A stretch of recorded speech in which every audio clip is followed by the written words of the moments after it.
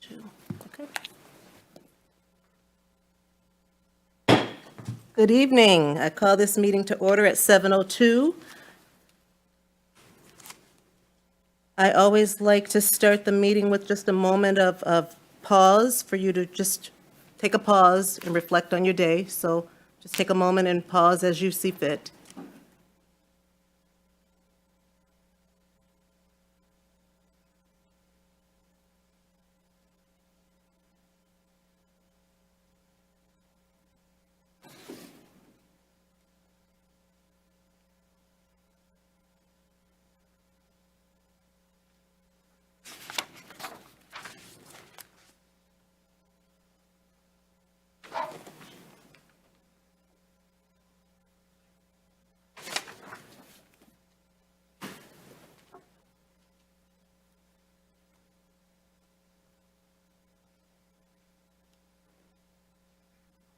All right.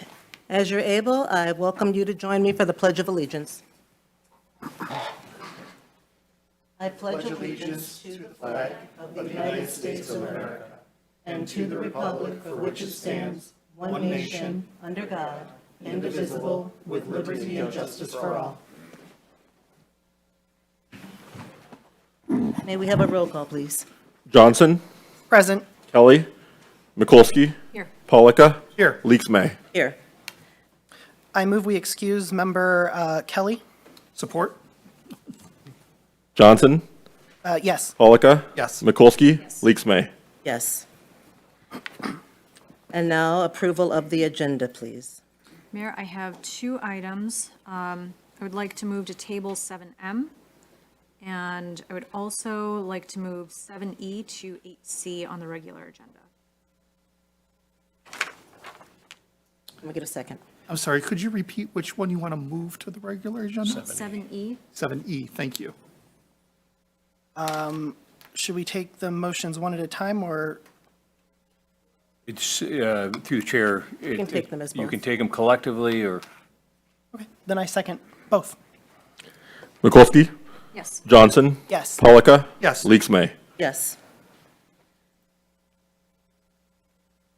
Now I move, our next item agenda looks like it's the presentation with the Planning Commission Annual Report.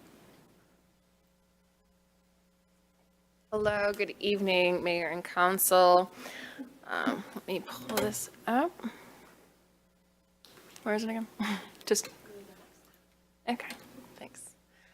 Good evening, thank you for having me. I am Michelle Foster. I'm Chair of the Planning Commission, here to give our annual report, which is an update on the 2023 happenings of the Planning Commission.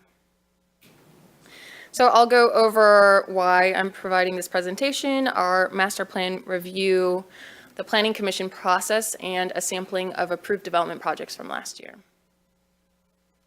I am here not only because it is good practice to provide a feedback loop from the Planning Commission to the City Council, but also that it fulfills requirements, including of the city and state.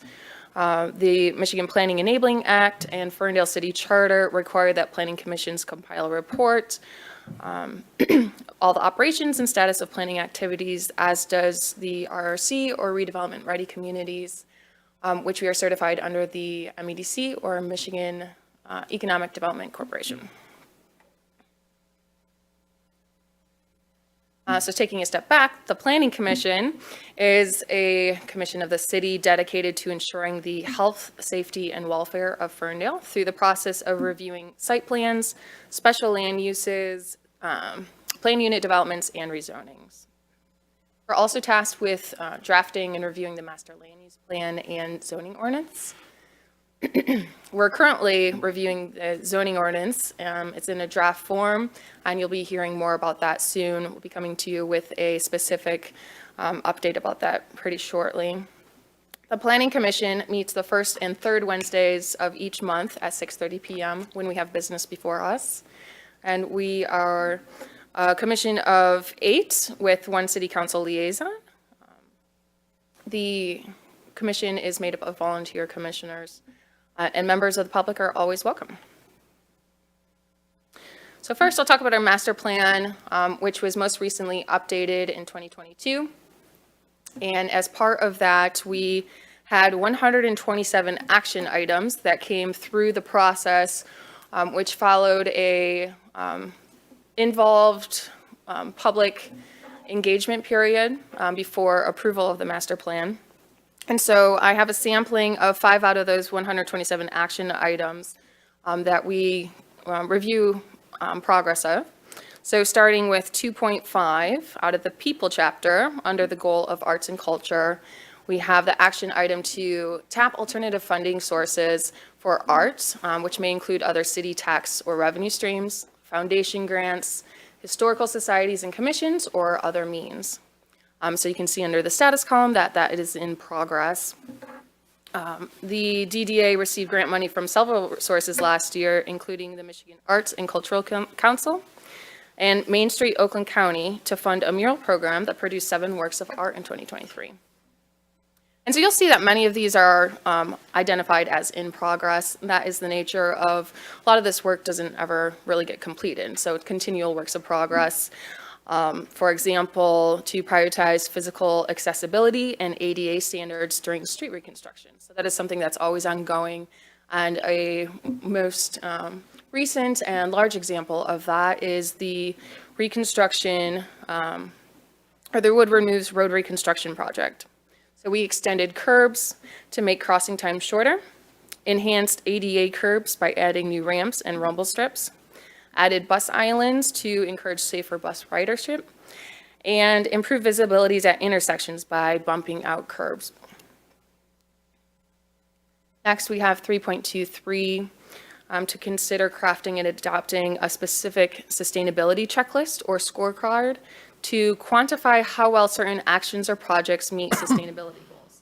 So this is in progress. Staff is currently working on this and drafting it, and then they will get approval from the Ferndale Environmental Sustainability Commission and the Planning Commission. We're hoping to roll that out after the new zoning ordinance is updated. Under Communications 4.2, we have to create promotional materials for residents and businesses describing various sustainability practices that can be deployed in the city. The FESC, the Sustainability Commission, and the Zero Waste Systems Manager work with the Communications Department to create these materials for the website, newsletter, and social media. They formed a subcommittee just for these materials, which include information about No Mow May, the rain barrel sale, rain barrel winterization tips, energy efficiency tips, and grants for rain gardens. And last, we have 616 under our climate action plan to assure zoning ordinance standards align with current technology to support climate action goals. And so this is a big part of our zoning ordinance update that we're doing currently. As part of our consultants that are helping us with the ordinance update, we have expertise to help guide us on this specifically to increase sustainability efforts and reduce carbon emissions.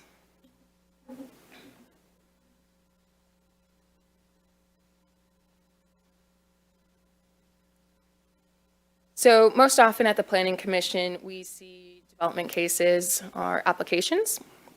Often we will see discussion items. We don't take any action on those items, but they're proved really helpful to developers and the, landowners, but also the commission, so that we can have these discussions most often before they engage an architect or engineer to develop these specific site plans. Often the city bring discussion items to the council on projects that might have a variance request or waiver request, so that they can make sure that it is going to be submitted in a way that we could move forward together, and that we're working together on the project so that it is both meeting the master plan, the zoning ordinance, and the overall welfare of the city. We also look at site plans. So a site plan is the drafting of a development. And the Planning Commission has a purview to give final approval on those. So we'll review under our zoning code, make sure zoning code to make sure it meets all our regulations. And if it does, give approval. We also see several use applications, so the special land use, rezoning, and planned unit development. We will review those at the Planning Commission, and after we hold a public hearing, we will recommend approval or not recommend approval to the City Council, and then you'll see those. The Planning Commission does have the ability to waive certain zoning requirements, including parking regulations, some landscaping, and building materials. There are other regulations that we do not have the ability to waive those requirements. If the development so seeks those variances, they'll have to go to the Zoning Board of Appeals for those. So I have, well, we also have cases that don't come to the Planning Commission. These are projects that are reviewed by staff. They are not seen by either the Planning Commission or the City Council, including small-scale businesses that might be reoccupying a vacant storefront, residential construction of single and 2 units, fences, sheds, and garages. There are some minor site plan amendments or modifications for ADA accessibility that would not need to come to the Planning Commission either. And all those regulations are spelled out in the zoning ordinance and still reviewed by the Community Economic Development team. So each project must align with our master plan and follow the zoning ordinance regulations. There are times that you might hear of a project that comes to the commission and then you never see it. That happens. Not all approved projects are constructed. And there are regulations of the timing of those approvals. And you'll actually see later on the agenda that you have an example of this where development has been delayed such that it's beyond the scope of our, the time frame that the approval is good under, and so they have the ability to come to extend the approval for that. So I have 3 examples of projects that were approved last year, and we'll start with 915 East Drayton, which is a mixed-use development, which is a conversion of a vacant industrial building to a mixed-use space. So it includes new office space, a new sushi production facility, and an event venue. The scope of the renovation includes building and parking lot renovations, increased landscaping, construction of a sidewalk on East Drayton, and the demolishment of a small vacant building. So though the project is still in the construction phase, they did receive a liquor license in January. Next, we have 22132 Woodward. This is a commercial project, which is the renovation and reoccupation of a longtime vacant commercial building on Woodward. That's the former Subway that was converted to a Caribou Coffee. The site improvements include drive-through lanes, landscaping, and outdoor patio. And last, we have 3100 Bermuda, a multifamily development. It's a 9-unit apartment building consisting of all studio apartments. It's proposed construction on a vacant parcel of land, and that is currently under construction. They just begun groundwork, but that will include bike parking, ample green space for residents, electric vehicle charging stations, and landscaping.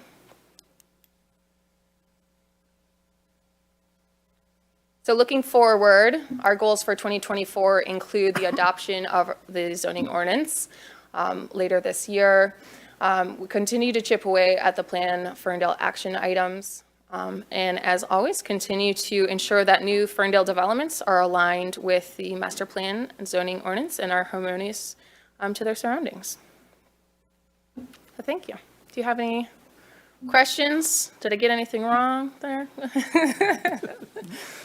Through the chair, Ms. Foster, thank you so much for the presentation. That was excellent. My question is, how does the Planning Commission interact with the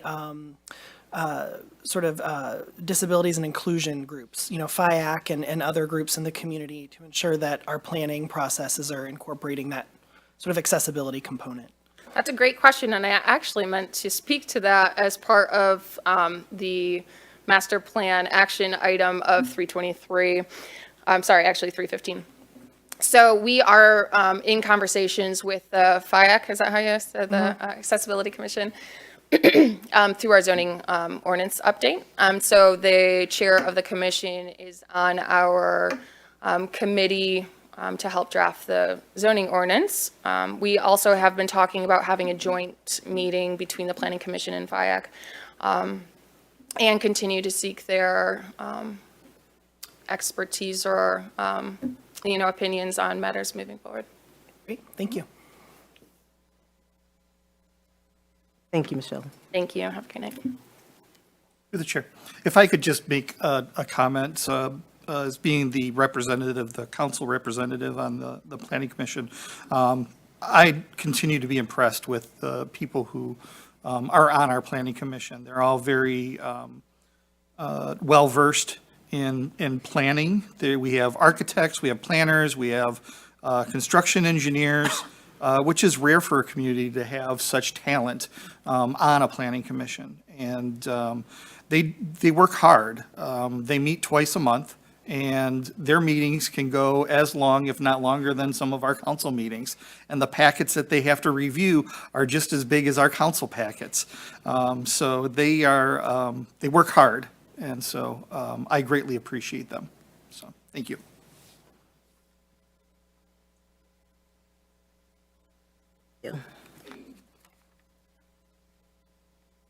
So we've now come to the point where it's call to audience. Call to audience is a strict half hour for members to line up, community members to line up and speak about anything they'd like to speak about for 3 minutes.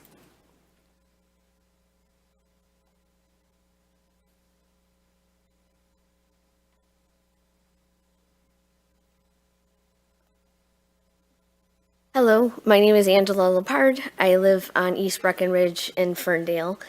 As you'll notice, I don't have as many friends with me today. A lot of them are volunteering with the Uncommitted campaign, and that is to send a message to our current president that we're not happy with his inaction and complicity with the treatment of the people of Palestine.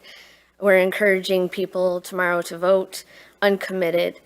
And while there's a lot of arguments on the positives and negatives, I would just make sure to remind people that how we treat our most vulnerable is a reflection of how we treat anybody.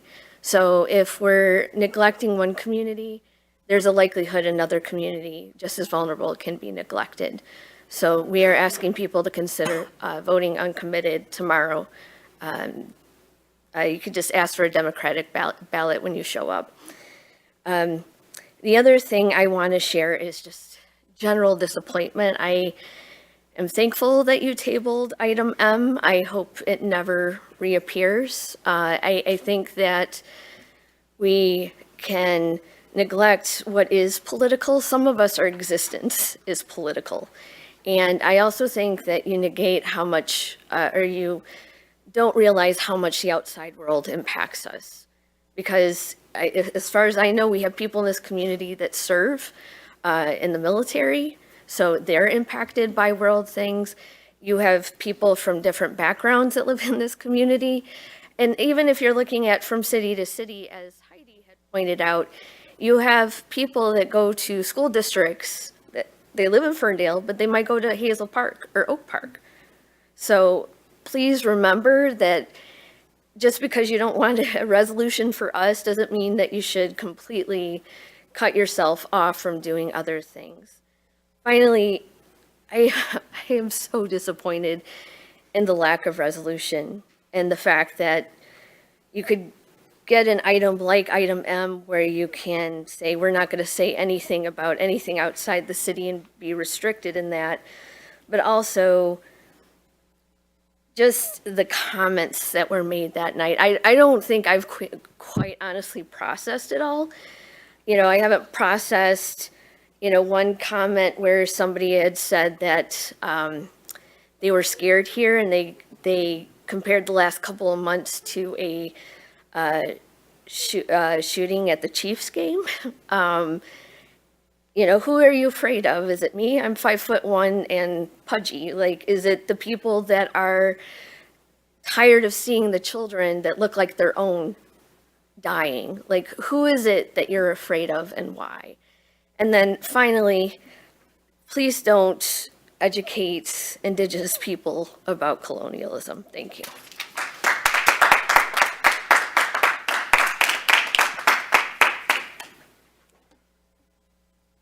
Evelyn Elster, you all know where I live. I really tried to keep this under 3 minutes, but it looks like 6, as fast as I can read it, if you'll excuse me just this one time. Or if someone would be so kind as to give me the balance of their 3 minutes. The Headley Amendment may have been the only good thing Governor Engler ever did. This is Evelyn's POV, by the way. It was an incentive designed to keep municipal spending in check, keep homeowners in their homes for the long haul, contribute to their communities, and stabilize those communities during hard times. The abuses property taxpayers have endured over the past 15 years in this city have outweighed any benefits secured by the Headley override. Long-term Ferndale homeowners were encouraged to sell in numerous ways, and why we've lost over 50% of our previous homeowners since 2015. The increased revenue from caps being lifted on all those properties sold have not satiated the appetite of this city government. Oppression and marginalization have been our reward for having stuck with this city during the hard times. The coddled, semi-transient starter home free-for-all has made our once affordable community unaffordable and hostile for so many upstanding citizens. You can cease the divide and conquer tactics used against us immediately. The state's diversion of statutory shared revenue and Snyder's Economic Vitality Incentive Program has subsequently resulted in the city hiring numerous individuals to grovel for grants which often don't even compensate their wages. Ferndale's track record sucks over the last decade. $5 to $7 million over budget on the dot, which you now want to be the $25+ million foundation for the $18+ million new city hall.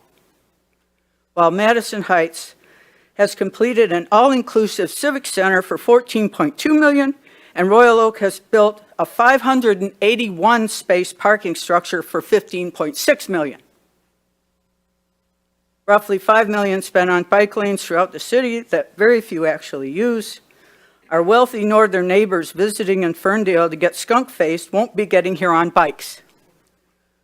Your Safe Streets policy is just another money pit. Children require activities and should be supported, but there was a time not that long ago when adults paid for their own entertainment and didn't rely on mommy and daddy taxpayers to subsidize their amusements. An estimated cost of $64+ million for municipal buildings, which have been grossly neglected over the past 15 years. The report has been adopted into the plans without ever having been voted on other than to receive said report. Close to, if not more than $1 million dropped on assistants, consultants, surveys, and facilitators annually to do the city manager's job for him so he can concentrate on ways to promote the outlandish spending spree the city has been on. A costly and ever-increasing reliance on engineering firms and outside vendors because evidently no one at City Hall can read a technical drawing or make a reasonable decisions other than to throw more of our money at a new trend offered up. Let me remind you that tobacco, asbestos, thalidomide, PFAS, and countless other devastations were considered the latest and greatest trends in their day. Countless billions have been spent to correct these misguided policies, which were originally presented as a sales pitch, not unlike what you present to us. The city goes on and on about environmental sustainability and CO2 levels, but drivers are not required to have functioning exhaust systems on their hoopty vehicles. Concrete manufacture is the third largest polluter in the U.S., but you're build, baby, build. Our public safety is a mere 30% of what it was in the 1990s. No amount of equipment purchased or buildings built puts firefighters on duty or officers behind the wheel to patrol our streets. A police presence deters crime. Demands on our DPW have drastically increased thanks to the bike lanes, DDA, and Parks and Rec, as well as our aging infrastructure. Again, equipment purchase does not compensate for a boots-on-the-ground workforce.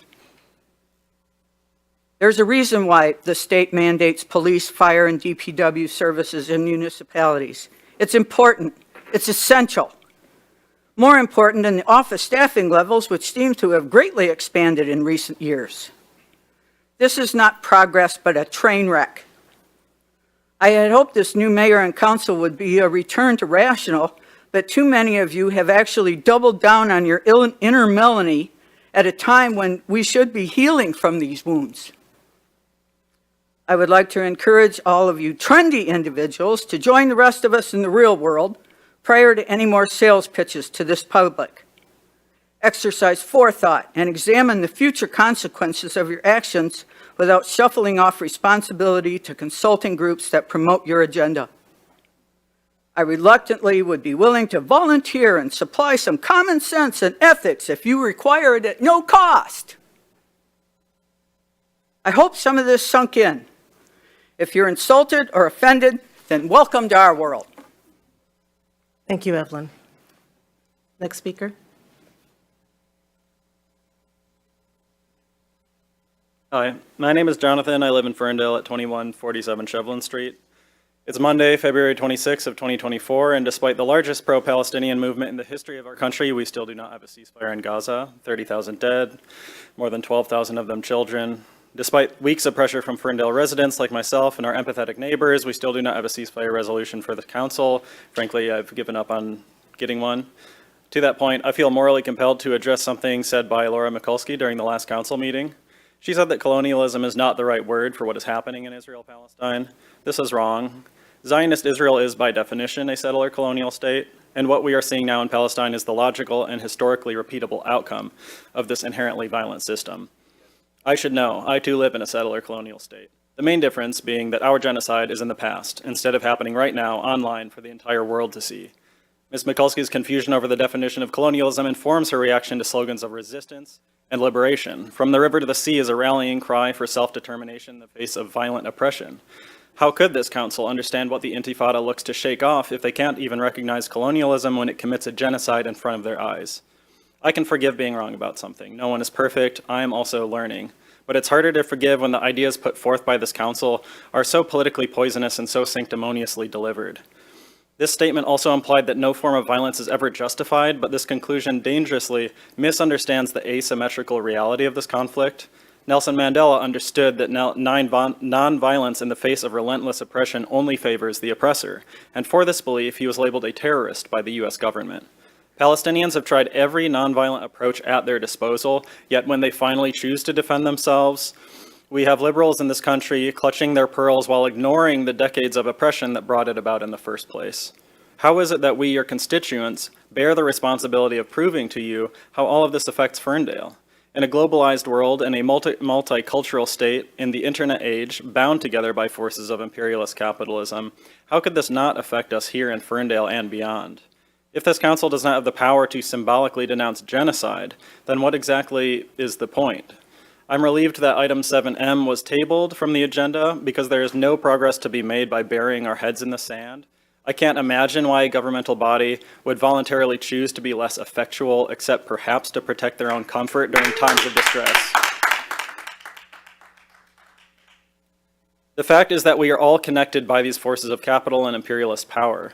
This can feel hopeless at times for people like me and other people that are not afforded the privileges that I have, especially when seemingly all of our elected representatives serve the status quo instead of their own constituents. The silver lining, if there is one, is that we can see plainly now how all of these causes intersect. From Ferndale to Gaza to Sudan to Congo, we're trying to fight for a world liberated from imperialist tyranny, where we can live our lives in peace and heal a world ravaged by extractivist industry and racial oppression, where the inherent goodness in humankind can flourish and take root. If you don't see how this connects to Palestine, you have more reading to do. This is the meaning of Globalize the Intifada. We are all in this together. You can choose to help, or you can have the decency to get out of the way. Rest in power, Aaron Bushnell. Vote uncommitted. Free Palestine.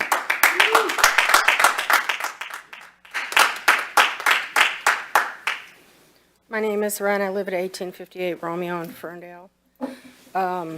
Here's something that maybe you can do something about, something that I've been scratching my head for quite a while. I don't get out of the house much because I take care of my 95-year-old mother. Barriers in the middle of the road, cement blocks in the middle of the road. In the past, they're road obstructions. You paid somebody big money to come in and say, yeah, we should put cement in the middle of all of our roads. You know, I don't understand it. They're road hazards. I've watched 2 cars driving down Woodward Heights bounce off of them, one almost into an incoming car. For the bikers, the bike riders. Where are the bike riders? I don't know where you did this poll that we were going to have thousands and thousands of bike riders. Since they put the bike lanes in on 9 Mile, I can look out my bedroom window and look at the traffic jam. The traffic jam that was never there before until you put these. Why couldn't we just expand the sidewalk? You put in ramps at all the edges of the sidewalks, and then you decided to close an entire two lanes on 9 Mile so that they could ride in the road. I don't understand where these people with these engineering degrees thought, yes, let's make the road thinner for the cars and put in, super highways for the bikes. Well, it's nothing but dangerous. Off of 8 Mile, they put these little things in the middle of the roads at the ends of the roads. I'm looking at them going, how is a fire truck going to come in off of 9 Mile without running into this road hazard? Where is the sense in this? This one here, right by the railroad tracks, so many cars have hit the end of that thing that they had to cut the end of it off. This is doing nothing but damaging taxpayers' vehicles and being a hazard. It's a major accident waiting to happen. And I'm not afraid to say, if I get in an accident because of one of these, I'm going to sue the city so hard. I'm just letting you know ahead of time, because it's totally ridiculous. Because Royal Oak's doing it, now Hazel Park's doing it. Ferndale's putting, closing off roadways. They're closing off lanes for bikes. This is not Japan. This is not China. We don't ride our bikes to work every day. We have winter. People can't ride their bikes in the winter to work. My sister almost got a ticket riding in the bike lane to get around a car. Where does this make any sense? You can't travel in the bike lane. No, you can't. But when you only have 2 lanes of road on a 4-lane road, that's all. I don't know if anybody agrees with me, but you need to look at this, because to me, it's just an accident waiting to happen. Thank you.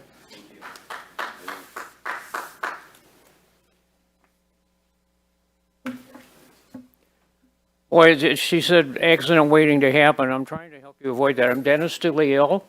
I'm the owner of 275 East Drayton. I've owned that house since I was 23 years old. That's in 1969 I bought that house. Raised my children in that house, and then kept it as our family grew. I grew out of it literally and just kept it for supplemental income. In addition, I can't live on Social Security very well, so I have a little rental income comes out of the house, and my grandson, one of our children, is going to end up inheriting that house. So we're keeping that house in the family. Already had it for 55 years. We own that house. And the one thing that concerns me is about the safety of children. Talk about accident waiting to happen, and it's about the leaves, the leaf pickup. And that is a big concern of mine, especially in our street, because of the fact that we've got the school at the end of Black and Bermuda and Drayton, on school and at the academy. You walk up and down and go to either get a bus or maybe, I don't know, walk home, I'm not sure, but you see them every day going back and forth. The concern is about the leaves. If those leaves are not, DPW does a great job of picking up the leaves, provided they're at the curb on time.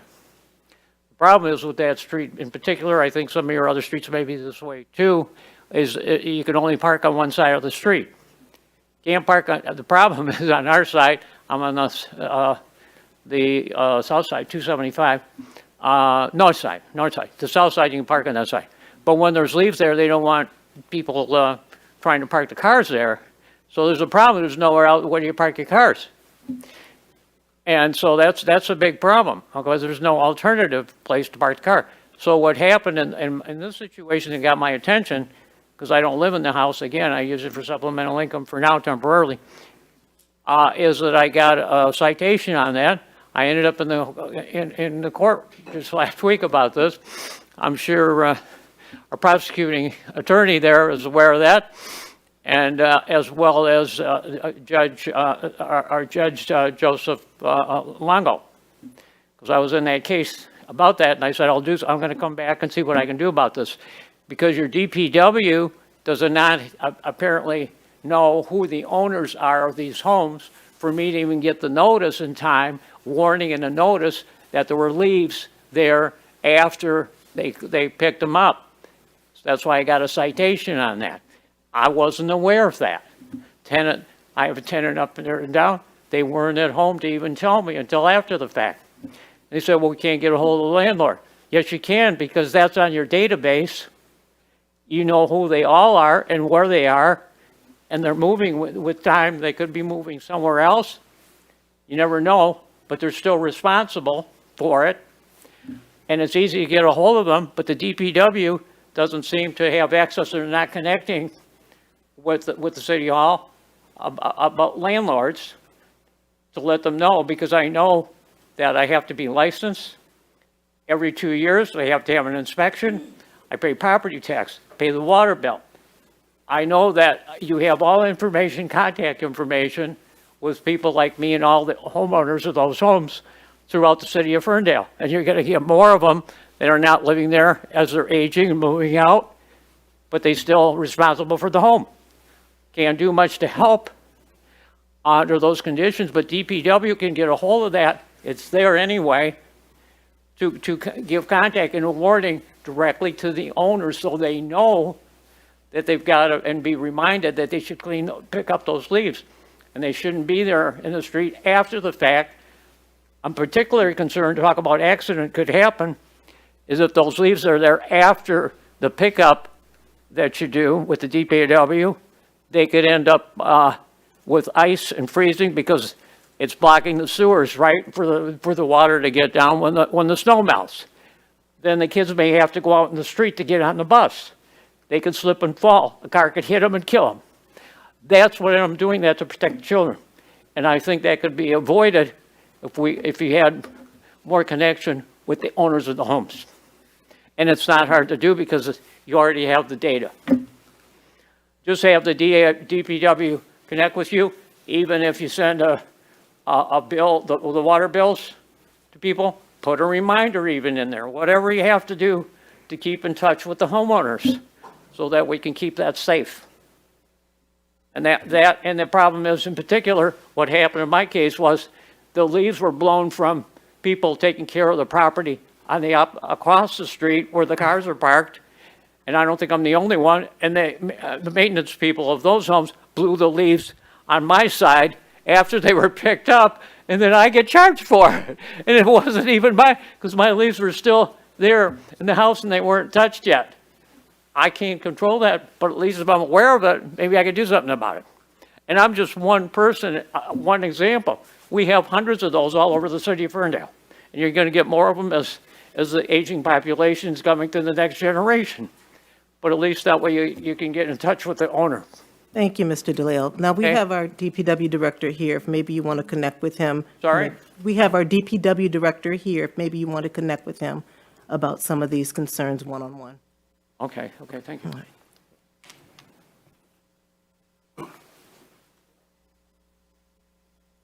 Hello, my name is Ahmed Ghanem. I live in Ferndale, Michigan. And I agree with the nice lady there. Bring the 2 lanes back to 9 Mile. It doesn't make any sense to have only 1 lane in 9 Mile. But here, I would like to start with a story in the 3 minutes that they have a man by the name of Bouazizi. He used to live in Tunisia, in North Africa. He lived under a dictatorship. And if you're familiar with the dictatorship, it's something that we are familiar with here in the United States. When the people have asks and have aspirations and dreams, and the leaders don't, connect with this aspiration, dreams, and they are indifferent life. Bouazizi was a poor person living in Tunisia, and he tried everything. He tried talking to his representative, he tried to change everything, and he couldn't. And that led him to set himself on fire in the market in Tunisia. And that sparked the Arab Spring in 2011, because he thought that his life, he cannot do anything with his life living in this society where his representatives don't respond to him and they spend his resources on things that is not related to him. So it led him to set himself on fire. And I remember this because I want today to honor Aaron Bushnell. He is a U.S. Air Force veteran that passed away yesterday. He, like many of us, was pained by watching the genocide in Gaza unfolding before his eyes. A genocide that he knew his country was complicit in. And while we've been all screaming into what seems to be a void, hoping that our so-called leaders at every single level of government will hear us and take action, he took action by making the ultimate sacrifice. He was so pained by the genocide of the Palestinians that he had to set himself on fire yesterday at the Israeli embassy in Washington, D.C. He sacrificed his life to help to stop the genocide of Palestinians.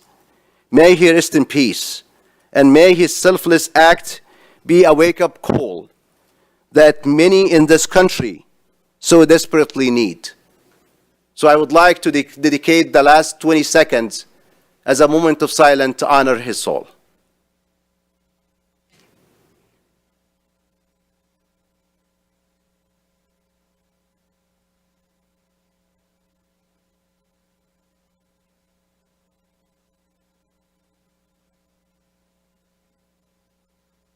Thank you.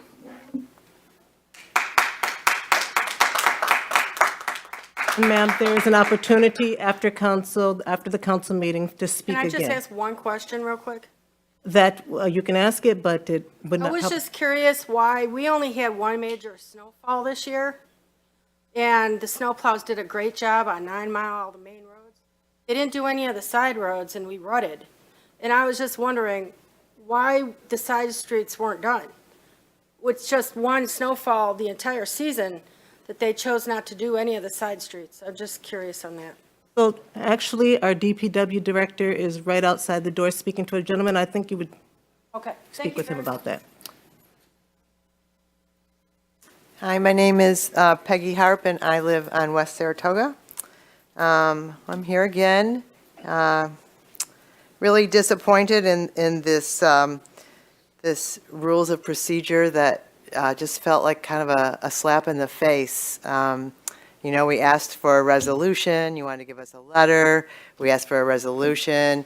You give us a proclamation, and then you don't want to give us anything at all. And it just feels really sneaky, and like that we have to watch y'all. Like what are those kids doing in the backyard?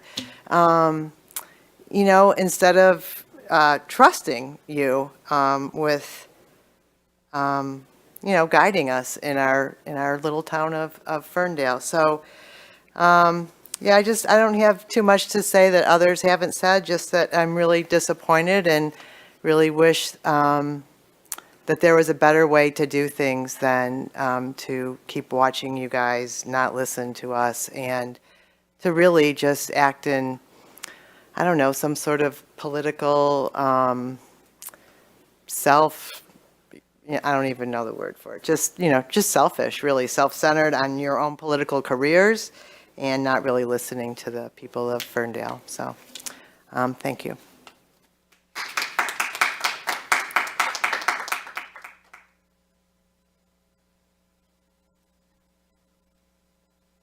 All right, that concludes our call to audience. Next, we have a public hearing. Who's presenting for the public hearing? Through the chair, the CD director, Roger Crusoe, will present.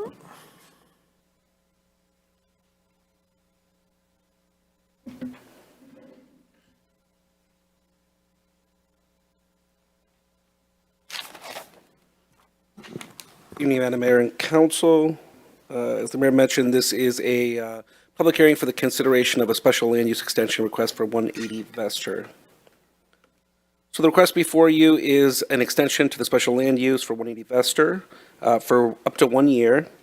The developer has had some issues in getting the projects off the ground, including unknown construction costs, increasing interest rates, and nearby developments and what is happening there. So this is a pretty simple request. I'm here to answer any questions.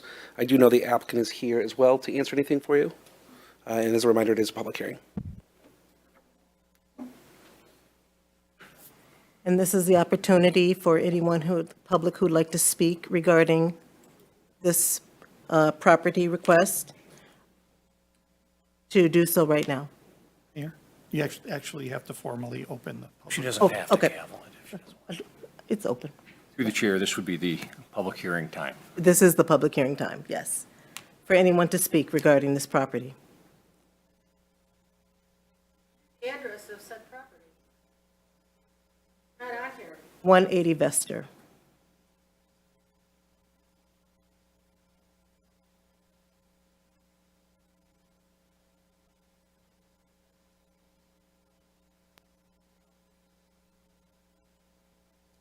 Right, then I open it up to council for discussions and questions. Through the chair, just technically closing, the public hearing is now Closing public closed hearing, and. public hearing closing, thank you. And I open it up to council.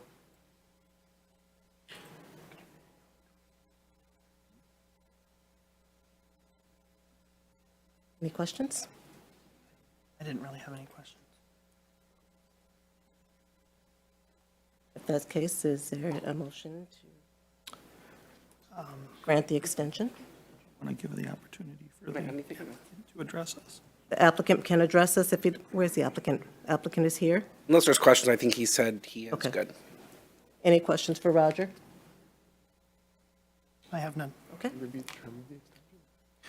I move we approve the special land use extension request for 180 Vester, parcel number 25-27-382-014, to extend the special land use approval for a mixed-use parking structure for a period not to exceed 1 year, as recommended and presented by the Director of Community and Economic Development.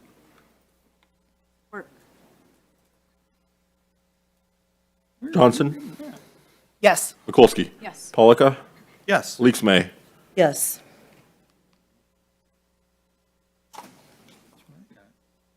Thank you, council.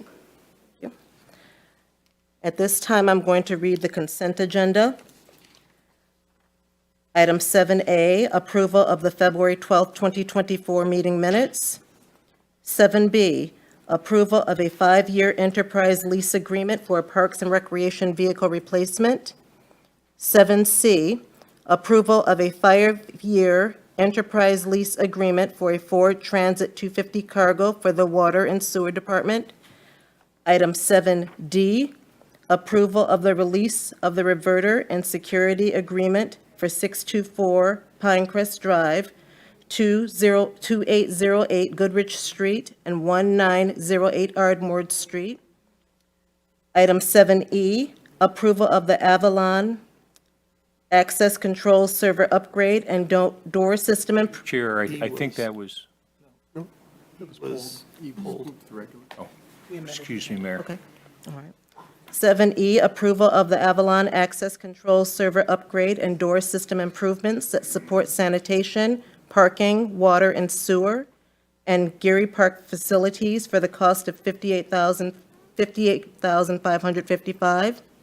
7F, approval of the amendment to the development agreement between the City of Ferndale Versa Wanda LLC. 7G, approval of the 3-year contract amendment and extension with Republic Parking System to oversee to oversee Park Ferndale operations and administration.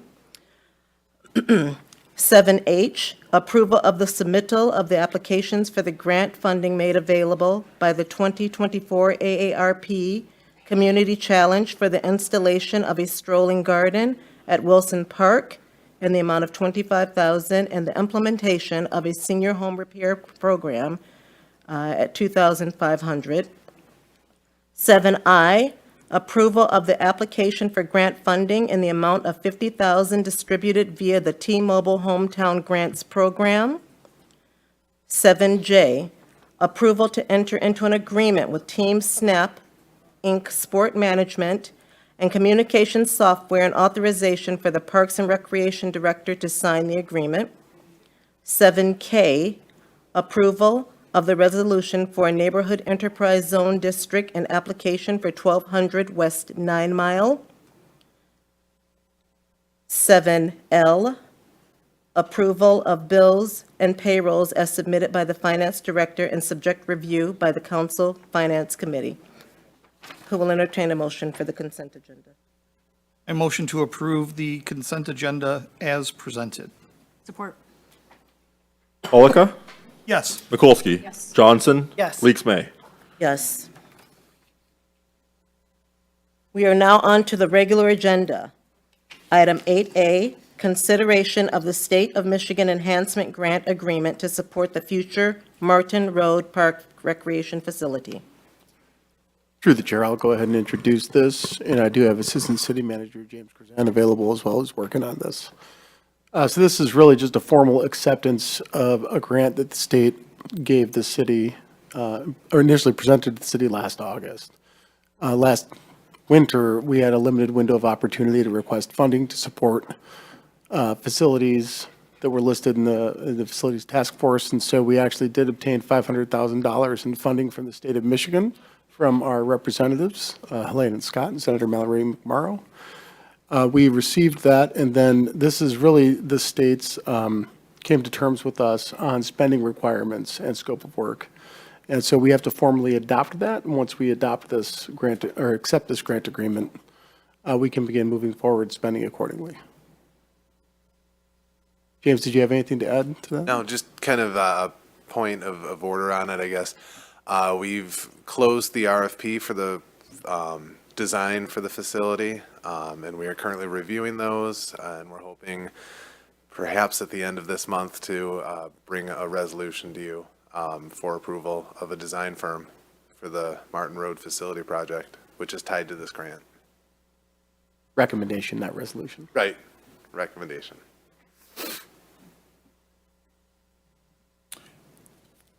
Does council have any? Go ahead, Go sorry. ahead. You started, but you through the chair. Just to confirm, so once a firm has been selected, part of the requirements is that we have public engagement so that the public can provide input as to what they would like to see in the facility and be allowed to see some preliminary drawings of what is being proposed before council actually approves it. Yeah, absolutely. We're hoping to do some robust public engagement on this project.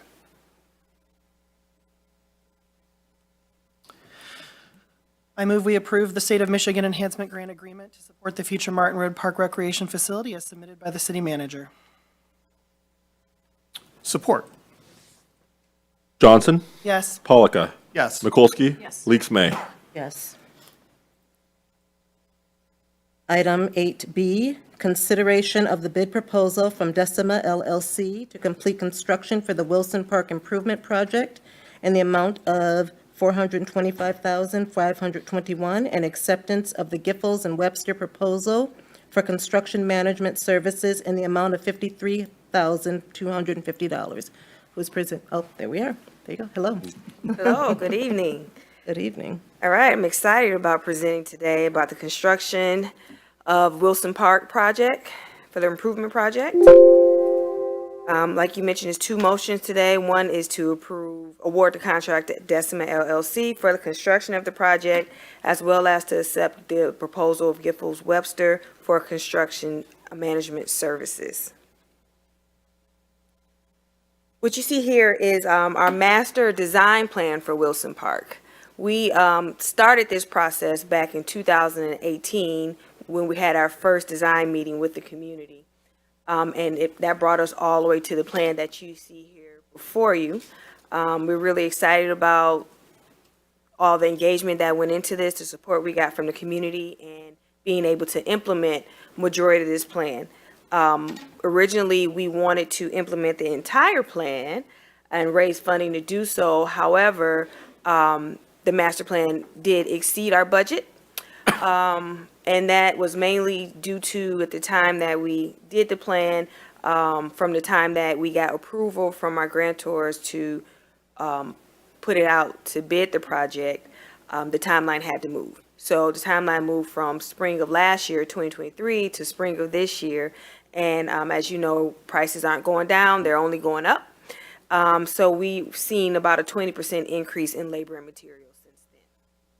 So in anticipation of that, when we worked with our consultant, the Smith Group, to develop the bid documents, we included bid alternatives, which allowed us the opportunity to either add in additional scope items or remove them if they're in the alternates. That way we can stay within budget. Those bid alternatives included the under-drain system, strolling guarding, park lighting, east concrete walk, and a poured-in-place playground surfacing. Unfortunately, when we bid out the project officially, it still exceeded our budget. So our original budget was approximately $470,000. We received 6 bids, with the lowest bid being a little over $500,000 up to $1 million. And that did not include any of the alternates. From there, we put out a post-bid addendum where we reduced the scope so we can try to get back within our range of what we can afford for this project. We got 3 bidders, and those bids range from almost $400,000 to $531,000. And to compare apples and apples, that did not include the bid alternates either. So from there, we knew that we had to phase out this project, of course. But we did not sacrifice any of the main scope items in order to do that. So the scope items remain as the ADA walking path throughout the park, so you can still access any amenity within the park now, based on the design with the reductions from the parking lot, from the sidewalk, or from the community. It also includes parking lot improvements and expansion, new play equipment, a new pavilion, or a pavilion because there's not one there now, landscaping improvements throughout the entire park, amenities such as a drinking fountain, benches, tables, trash and recycling bins, and we are still including the under drain system, which is very important for Wilson Park because as most of you know, I see you nodding your head that we have flooding issues there where after a large rain event, it could take days if not weeks for the rain to subside, and during that time the park really can't be used, majority of it can't be used. So what did we remove? We removed the west. If you look at the picture on the right side, everything that's in red is what was removed, but I'll go through that just in case it's hard to see. We removed the west path connection from the restrooms. The restrooms are on the north side of the park, and you can still access the restrooms from the right connection. We removed the left side.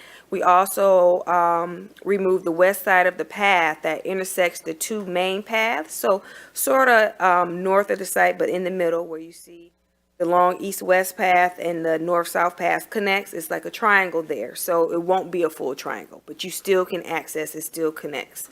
We also removed the basketball court and the path connection from the basketball court because that's no longer needed if the basketball court isn't there. We have 3 locations where we have a bench and trash and recycling bin combo. So out of those 3 locations, we reduced it to 2. We also reduced the associated landscaping with all those removals. And again, we're not including any of the alternates except for the under drain system.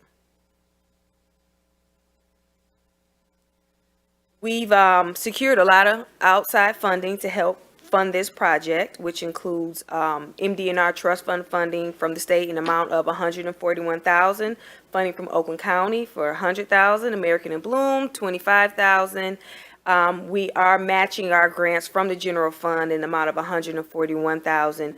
And to help bridge the funding gap, we're using ARPA fundings in a little over $71,000. The total construction cost for this project, which is now covered by these funding sources, is $478,771. As you can see from the graph on the left, majority of the funding, over 56%, is from grant funding and only 29% from the general fund. We're always looking to save money. So in order to do that, we're doing some work outside of the contract. So that's Parks and Recreation as well as DPW.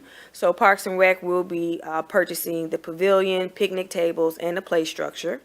They will be installed by the contractor, but we'll be purchasing we get better pricing that way as city government. DPW will be purchasing and installing the playground safety surfacing, trees, and they will be overseeing the restoration, so the hydro mulch and seeding the lawn and all that great stuff. Where do we go from here? So our next steps, we plan on starting the project by April 1st. We plan on completing the project by August 1st of this year. We will be in communication with the residents that are within the area of the park, keeping them informed of the dates, construction dates, as well as what's going on, what's going to be available to them at the park and what's not available. The dog park will remain open. We will also be sharing the same information on our website. We have a parks planning and development page on the website where we will have frequently asked questions as well as general information for the public so they can stay abreast of everything that's happening. If anyone has any additional questions, they can email us at recreation@ferndalemI.gov, or they can call directly at our office. Any questions? Thank you. So,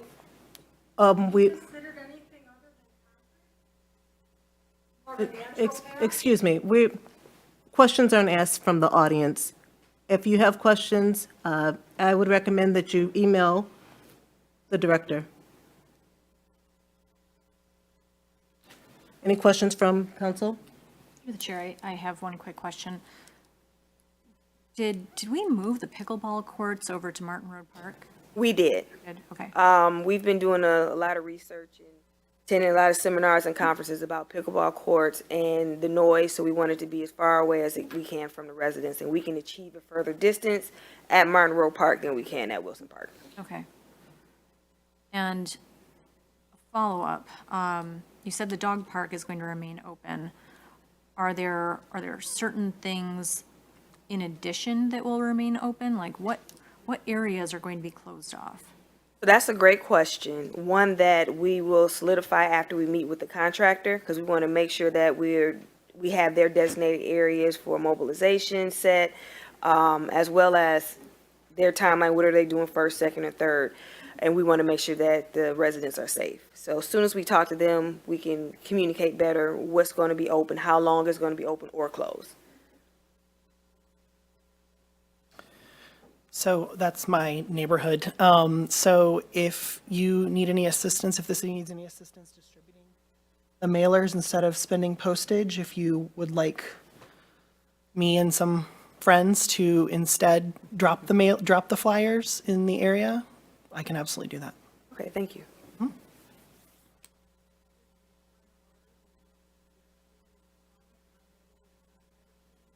Through the chair, there's not a motion that's been made at this point. After a motion's made, if there's public comment, they can approach. Okay, okay. Any more questions through council, comments?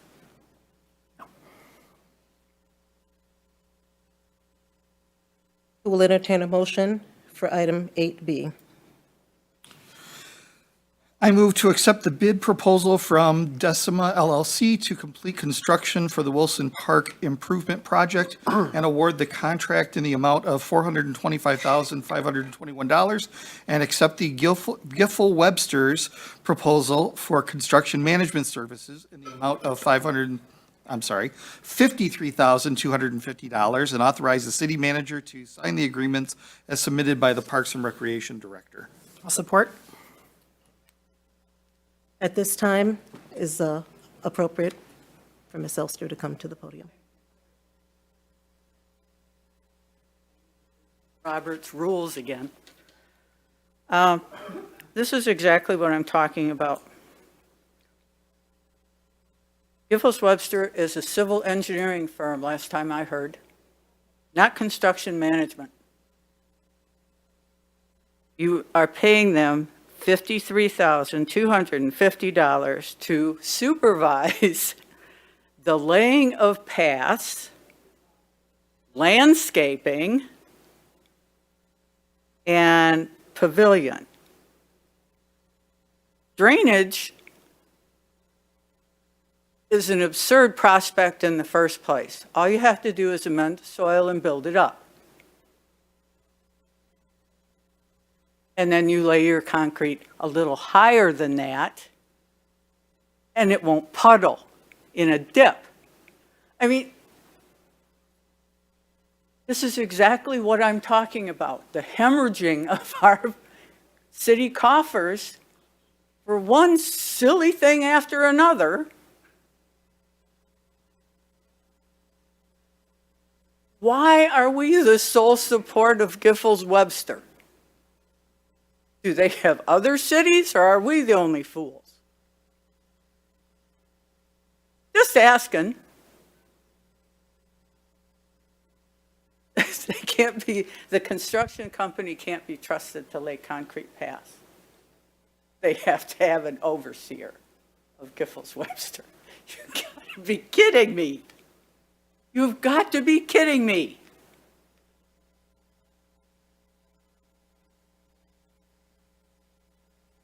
Throw that money out the window. Nuts.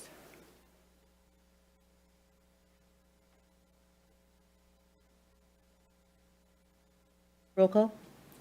Polika. Yes. Johnson. Yes. Mikulski. Yes, but with explanation after. Leaks May. Yes.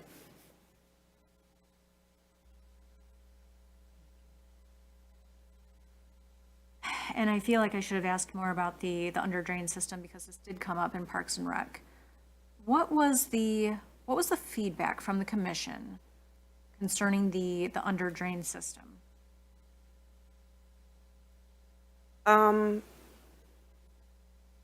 Basically that it was something that was necessary. From what I recall, when we talked about the under drain system, they've experienced how the park was unusable for periods of time. And that was the consensus of the Parks and Rec Commission? Yeah, they approved, they supported this project. Through the chair, as someone who also lives in the neighborhood, that whole area is clay. You know, unlike on the west side, which is sand, which is easy to, for water to just dissipate, you have clay. And so when rain falls on clay soil, it stays. It doesn't permeate through the ground.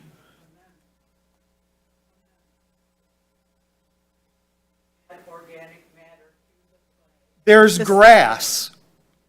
What more would you like to add to the clay? Okay, all right. Through the chair to complete my thought, could we define what Giffel Webster's role is in this project? Because it's not just the concrete paths, is that correct? Correct. So they will be overseeing the entire project from beginning to end.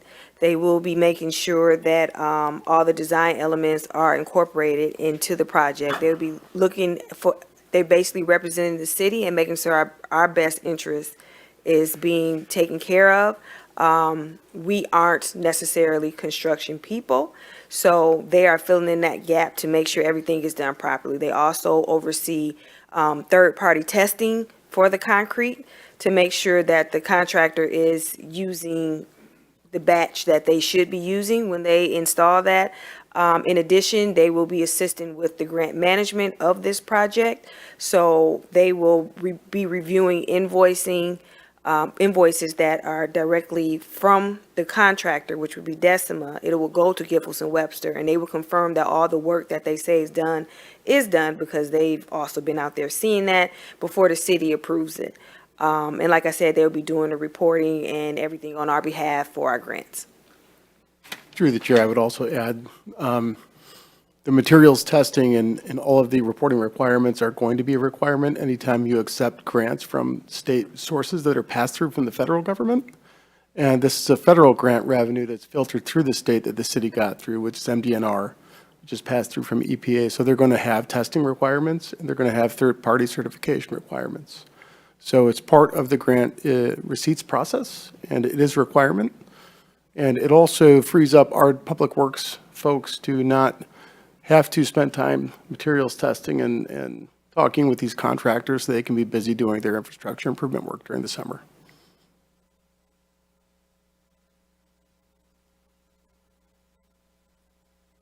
Any additional questions? Right. We are now moving on to regular agenda item, formerly consent agenda item, 7E is now 8C. Who was presenting this originally? Who would have? That would have been me. Okay. Let me, if you please give me a moment. Okay. Switch agenda items.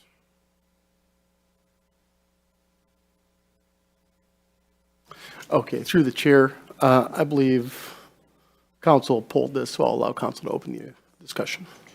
All right. Okay. Well, I am the individual, and the reason that I pulled this is because these are architectural services for future improvements.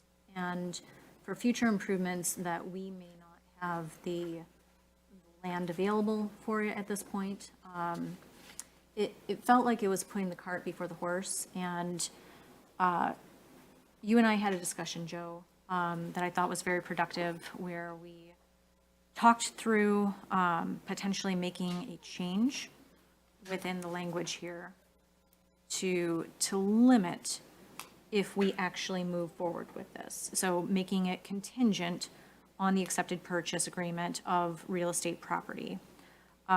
Also, having it limited to the Fire Station 1 programming, which reduces the fees to $28,500. So I was hoping to bring that to council to see if there was any appetite for having that contingency there and limiting the scope to one property. And through the chair, I can, the proposal is for conceptual design, construction budgeting for 2 future potential projects that were listed in the facilities report. So task 1 is, I think, about $28,000, and that is to study the feasibility of the future public safety headquarters should we consolidate the police and fire department into one headquarters. And then the second part of that was $14,500 to do additional work on the feasibility programming in renovation of the existing Fire Station 1 on Livernois, which does need to occur per the report. But from a sequencing standpoint, we don't really need that information until the public safety headquarters would be moving forward in a world, if that moved forward. Then at that point, I think we could probably delay the Fire Station 1 on Livernois study. So the city manager's office is comfortable with the compromise that Member Mikulski is proposing? Yeah, through the chair, I think it's perfectly fine to make it contingent on our abilities to pursue the real estate. My hope, the timing is dynamic with these things, and my hope, their proposal is that the study would take about 8 to 10 weeks, so hopefully that would wash out. But I'd accept that, yeah. Through the chair, were the quotes provided separately, or are we taking a risk that if we only do the one, they're actually going to then charge us more? charge us more on the second one, so. You're delaying it, so you'd just be subject to whatever change in their fee structure would be. Chair, in your experience, what kind of change? Inflation. So, I mean, in that, you'd probably, realistically, you'd be looking at kicking it a year or two. So you're looking at 5 to 10%, depending on professional service fees. So about $1,500 additionally, probably.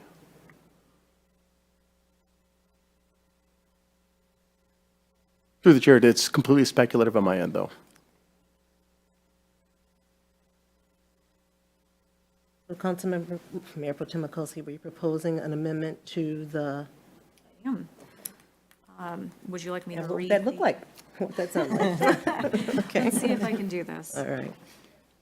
The alternate motion would be approve the Task One Services proposal to study and design an update for the public safety facilities by Partners in Architecture for a cost not to exceed $28,500 and to be paid for from 101-265-818-000 and authorize the city manager to execute the agreement contingent on an accepted purchase agreement of related real estate property and agreement approvals as to form by the city attorney as submitted by the city manager. That sounded like a motion. I support that. Through the chair, could I just make sure, did I hear the number was 28,500 that you stated? Correct. Okay, I just want to make sure I heard that right. Mikulski? Yes. Johnson? Yes. Polika? Yes. Leaks May? Yes.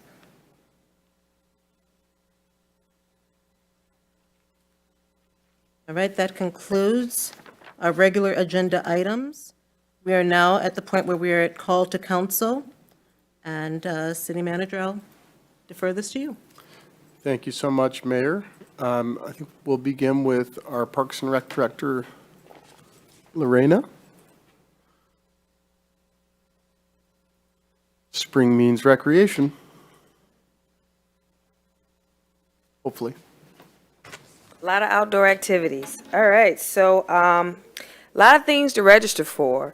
We have our baseball and softball registration that just opened this week for our youth. We also have the adult softball registration that's open as well for spring. We've opened our registration for aquatic classes at the Ferndale High School, where we have a mom and top class as well as a water aerobics class.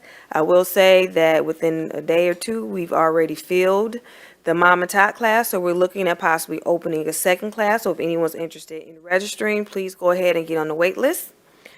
We also have our soccer registration is closing next week, so if you have not registered your child, please register by then if you plan on participating. We are also offering drop-in adult soccer this year, and the registration for that, well, it actually starts on March 6th. We have summer camp registration opening on April 1st, and our upcoming event is our extravaganza, which will be on March 23rd. We are looking for anybody that wants to volunteer. The eggs go really quick, so this would be probably the fastest volunteer thing that you've ever done. And we're doing 3 parks, Geary Park, Wilson Park, and Martin Road. Thank you. Thank you so much, Lorena. Next, we have Fire Chief Robinson. Actually, through the chair, before we move on. Sure. Could you send us the dates, Joe or Lorena, for all the various like registration periods, like when they're open, when they close, et cetera? I'd like to put that stuff, like kind of, elevate that on social media and stuff. Absolutely, we'll do so by tomorrow. Great, thank you. All right. Good evening, Council, Mayor and Council. Couple things, our workforce grant that we had written and won for here to send 6 people to paramedic school. We do have 4 candidates that have started paramedic school. They started February 19th, I think it was. So they're underway, and we have 2 more spots we're going to be looking to fill, which we will start 2 more people with the next program, which I don't have a start date on that yet. So it'll be 4 and 2. So that's exciting. A lot of interest, a lot of people excited about having those barriers to education removed and us helping them out there. So I think that's a nice feather in our hat for Ferndale. Also, we're going to be kicking off our senior fire safety program. So we're working on getting those scheduled at like the James, Withington Autumn House. So we can start there. If our local senior group wants us to come there, we can come to one of their meetings. And we bought all the things, and what we want to do is really do a targeted educational campaign to our seniors in our community to teach them how to be safe and the biggest risk for them, because they do have a much higher risk for negative outcome if a fire and stuff occurs, and we want to reduce that. So that will be starting in this very, very soon, in the next month or two. And then finally, remind everybody, we're having our food truck inspection event, April 25th, from 8:30 to 11:30. And what this is, any food truck that wants to come into Ferndale, whether you're on city property or private property, has to be inspected by the fire department to operate here. And that creates some confusion, because you'll have businesses that will bring a food truck in on their private property. They don't have to ask city permission, but the food truck still has to have fire department inspection and, of course, like health department and stuff. So what we do is we offer a one-day event ahead of special event season at a decreased cost, because it's kind of like masses, and then come and get it, and their inspection is good for the whole season. The other thing is our inspection is accepted by other communities around us. And when they come to the event, the fire marshal will let them know all the communities that will accept our inspection. That's one of the things we did with the Oakway departments. The fire marshals got together, and a lot of our communities agreed to accept each other's inspections, which is a benefit to the vendors. That's all I got. Anybody have any questions for me? Chair, what was that date again? April 25th from 8:30 to 11:30. And if anybody needs more information, you can contact the fire department. But the biggest thing for our businesses and stuff in town, if you want to have a food truck come, just remind them that they have to be inspected if they're not already. And past the April 25th date, if somebody needs to be inspected, they just have to contact us to get it scheduled. And what is the decreased cost? I believe it's $10 off. And we changed the fee schedule. I don't want to give you the wrong price. I have to look up. I apologize for not having that for you. I'll email you, because Yeah. it's. I can send that to the group too. But that is on, if you go to the city's website and pull up the fee schedule, it is listed on there. So that is accessible for everybody to see what the cost would be. And both are listed as separate items for the one-day event and for individual ones. So they are on the city's website. That's a great event. That's one of the greatest innovations you guys have put on in the past couple of years. We get great feedback all the time, food truck vendors. Next, our city clerk, Dean, has a pretty typical announcement. I will remind council, when the election changed to February, that made this, I think, might be the first time the primaries followed an election, or followed a city council meeting. So Dean is doing a lot of work.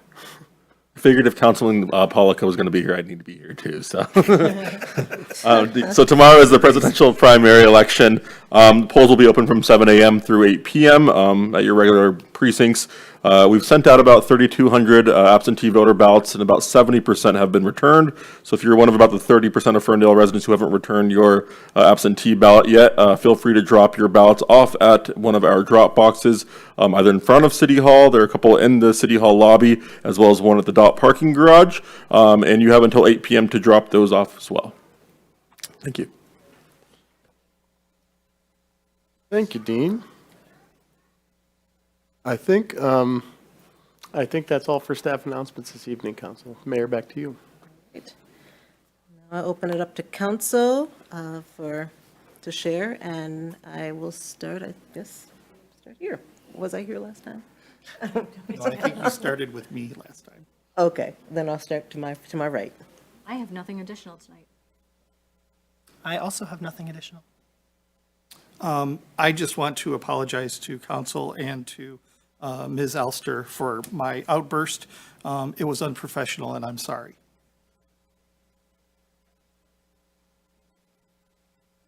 All right, I will share that. I just want to remind everyone that the State of the District is this Wednesday at University High School at 6 o'clock, as well as, I'm trying to remember the dates, but I think has the registration opened up for Fern and Learn yet?